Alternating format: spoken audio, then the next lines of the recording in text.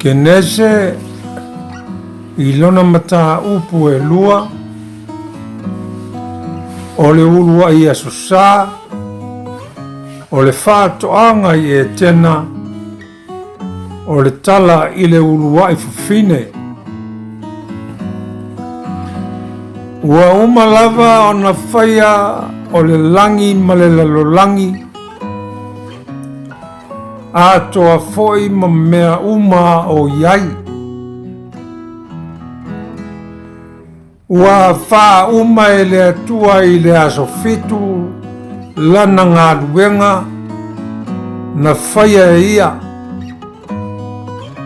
O na malo lo lea o ia i le aso fitu i lana ngā luenga uma na whaia e ia.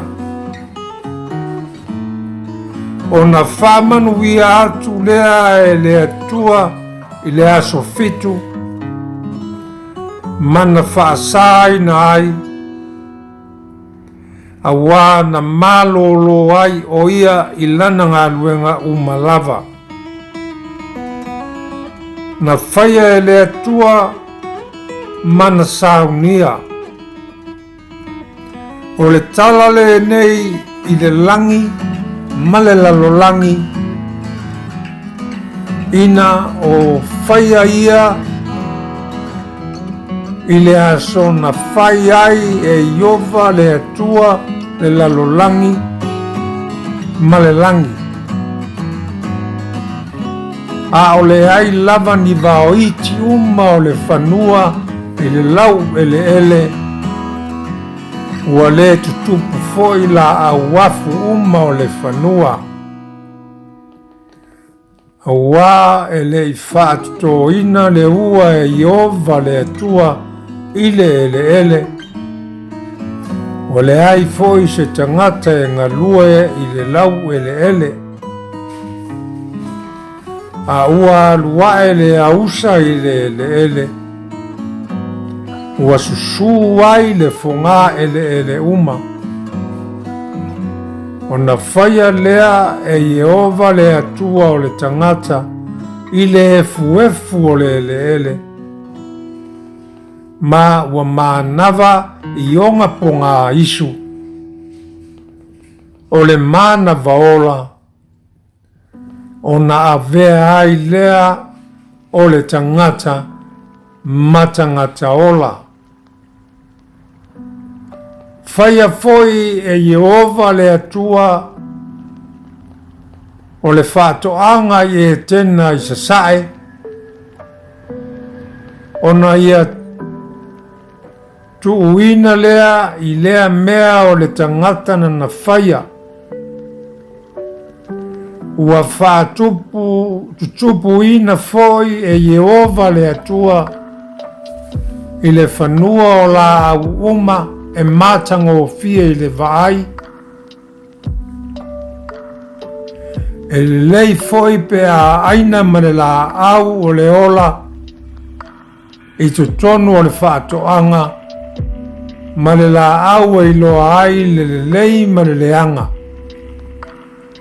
Na tafe atu foi le vai tafe mai e tena e wha su wai le whaatoanga.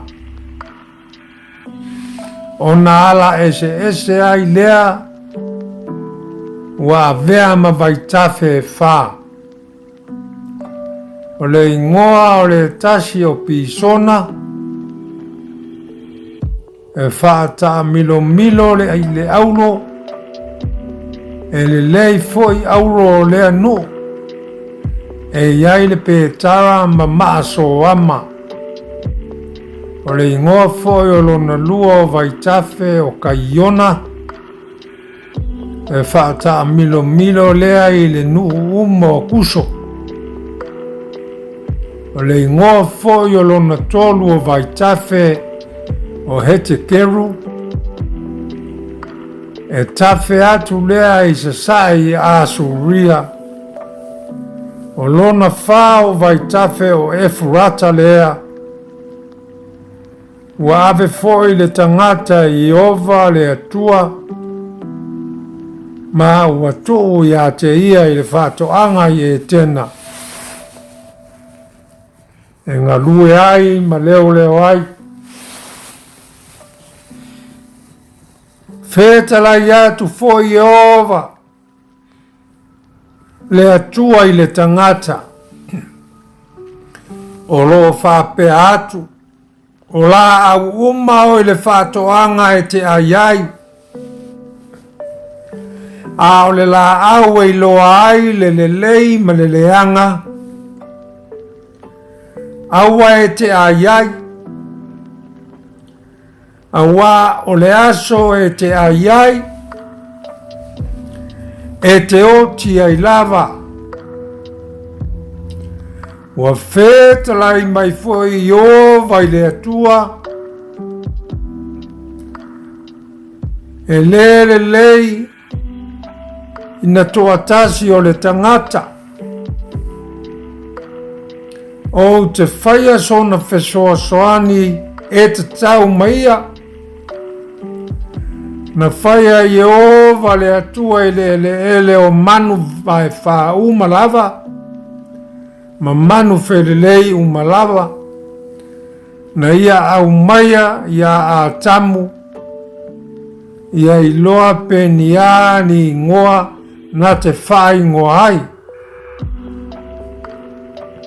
o le ngoa ua whai ngoa ina ai a tamu i mea ola uma o lona i ngoa lea. Whai ngoa ina atu lea e a tamu o i ngoa i manu vai whanua uma. Ma manu whelelei a toa ma manu vai wha uma o le vao. A o a tamu ele ai ele i maua se whesoa soani e te tau maia. Ua wha moe ngase ina o a tamu i o vale atua ile ua moe lava. Ona tō ina lea e ia le tasi o na iwi aso aso. Mana wha so o ane le a ano e sui ai. O le iwi aso aso foi na tō ina i ova. Le atua ia a tamu.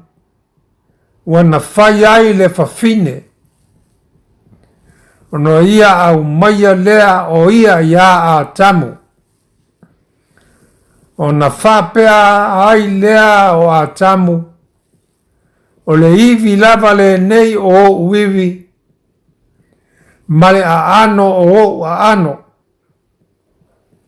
A wana tō ina atu o ia ai le tane. O le mea lea e tu ua ai e le tane lona tamā ma lona tina. A e whātasi malana a vā. Ona avea ai lea o i la ua matino e tasi. Sa le lava lava i la ua o a tamu malana a vā. A ua le mamā lava.